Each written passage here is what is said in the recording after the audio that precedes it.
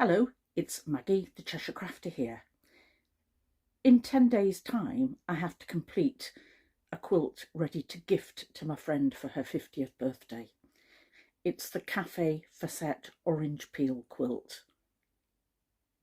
It's been folded up for a few weeks, so the first thing I'm going to do is iron it and some backing for it. And in this video, I'm going to show you how I back it, quilt it, bind it and complete it ready to gift. So let's go.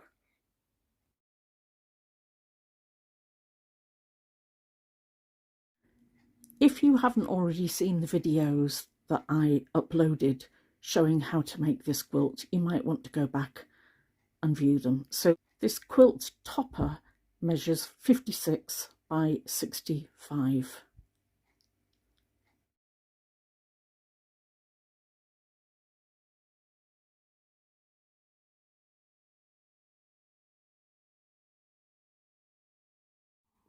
My wadding is a soft feel polyester wadding. It's 60 inches wide and I buy it on a roll, and that means that I can roll it down with as much as need. Now I lay out my quilts on my bed. If I go on top of my bedding, it creates a surface that comes up to a reasonable working height, which eases my back. And it's also a non-slip surface. So I begin at the top and then start rolling down the quilt. And I work about 12 inches at a time, pinning regularly along. And you also notice that I've left excess quilting and backing at the sides, and I pinned that in place, and I'll do that top and bottom to keep that secure. And then as I work down, I can roll it and I can just check that the backing isn't pulled in any way before I move it slightly up and then address the next 12 inches. I've trimmed off the excess quilting, wadding. I can then roll it and move it then to my sewing machine. And it can be stored like that until I'm ready to sew it at the weekend.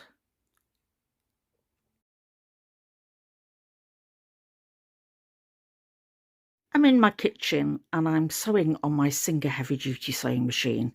Now to set it up, I've got my Singer walking foot, a denim needle which is a size 100 I think, and in the top and the bobbin I'm using this teal colour mercerised Silco cotton thread. This is a 36 weight. The colour is D164. I've got a box full of this, so I know I won't run out before I finish. My needle is in the midline position and my stitch length is on 3. Right, let's get sewing.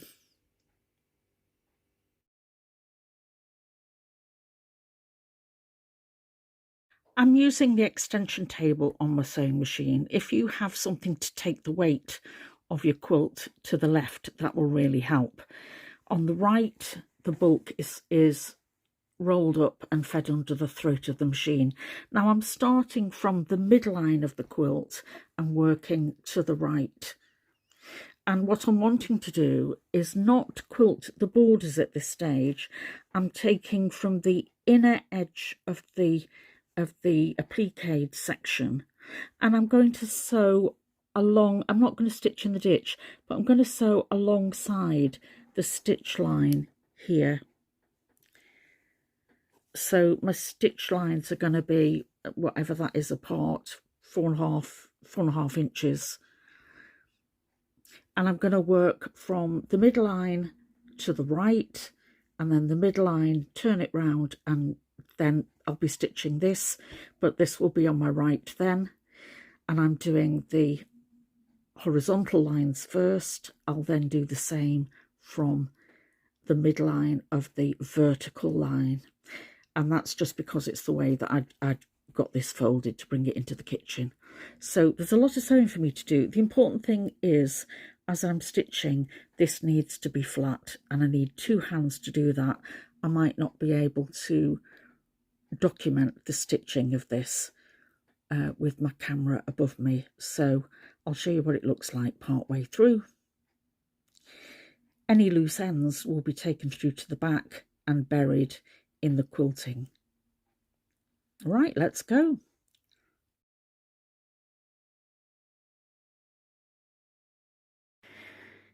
On a domestic sewing machine, it feels like you're tackling an octopus because it's got tentacles all over the place, but it does get easier.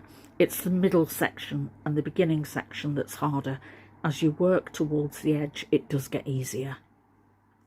It is hard work. I've got the windows open, the fan on, I've got a hot drink, a cold drink, and I've taken painkillers before I begin, because it is a bit of a tackle on a domestic machine.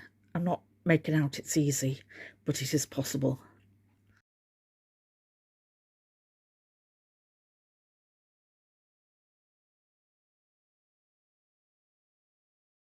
I've taken all the loose ends through to the back and buried those loose ends in the quilting.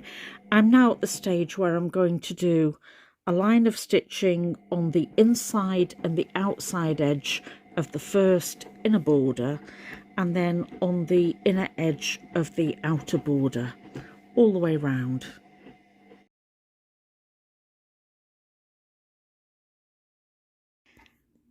So the borders now look like this. My next job is to trim off all the excess wadding and backing, and I'm going to trim it next right up to the edge of this border.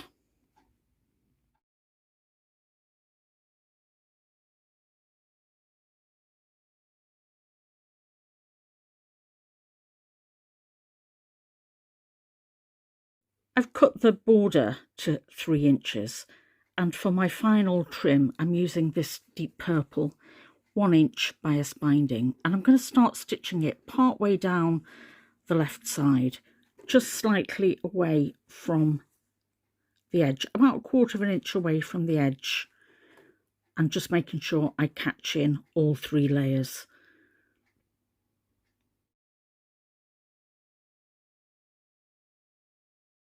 To sew my purple trim on, I've changed my cotton in the top and the bobbin to purple, and I've altered my stitch length to 2.5.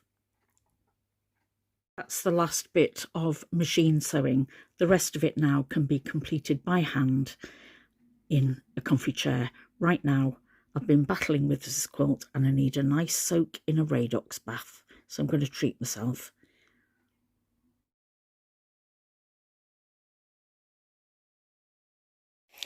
To really make those flower petals pop, I'm adding a central fabric coated button in between 4 petals.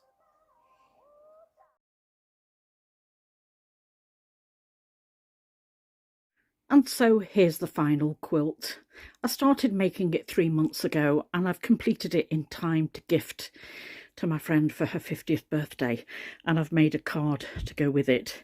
Now, the design on this, if you go back and have a look at the video, it's called the Kaffee Fassett Orange Peel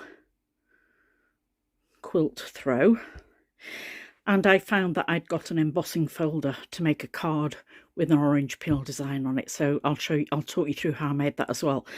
I asked for an opinion of somebody the other day because I wasn't sure whether to finish off by putting these buttons in the centre, and she said yes, it does finish it off really quite nicely, but all in all I am going to be folding it, so it looks a little bit creased on the inside now, but I am really pleased with how that's turned out. Let me show you the quilting on the back. If you remember, I showed how to do a directional border. The quilting on the back is very simple. It's a slightly darker turquoise and a slightly thicker turquoise cotton on the back, so it's not going to crease as much. And if you've watched my other videos, you will note that I put a signature piece in. I don't put quilt labels, but as usual, there is a message top left hand corner for her, because it is gifted with love. Like all my quilts, they're gifted with love. So these are her colours, I really hope she likes it. I've really enjoyed making it. It was quite a challenge in parts, but I really hope she gets many years of pleasure for this.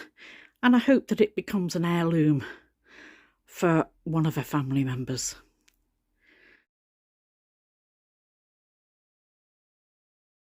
This is what it looks like on the reverse. Now, she actually has a turquoise sofa, so I'm hoping that she'll be able to reverse this. When I added the buttons in, they help quilt it as well. There's the heart, there's the edging, and there's the hand finishing on the trim.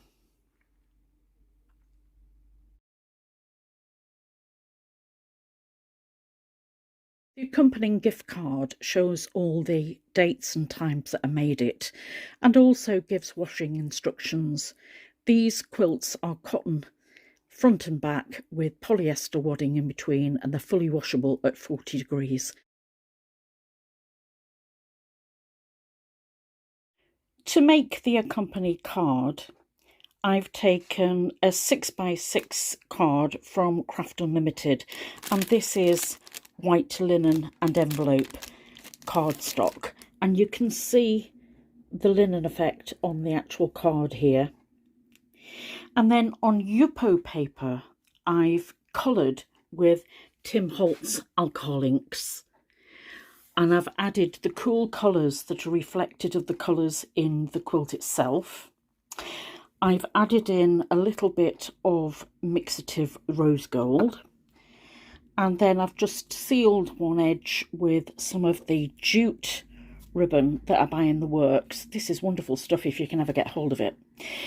Taken that piece of Yupo paper and embossed it using this embossing folder by Darice, and as you can see, it's the ideal orange peel quilt style, and if you look closely you can see the orange peel style coming through here and the beautiful colours.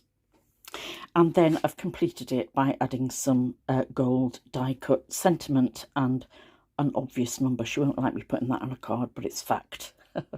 I'm going to include some colour catchers sheets in with this quilt because I've not washed the Kaffee Fassett prints before. I don't know if the colours run.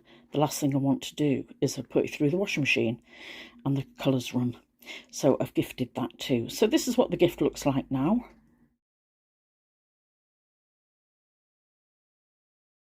Really like the way the orange peel design has turned out, and the focus of the attention into the middle with the fabric coated buttons I think worked.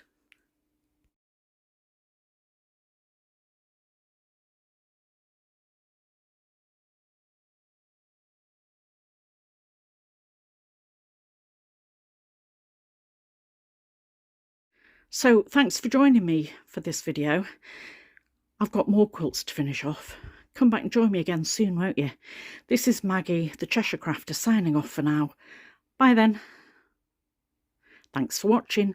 Don't forget to like, and if you haven't already subscribed, subscribe. It's free. Bye.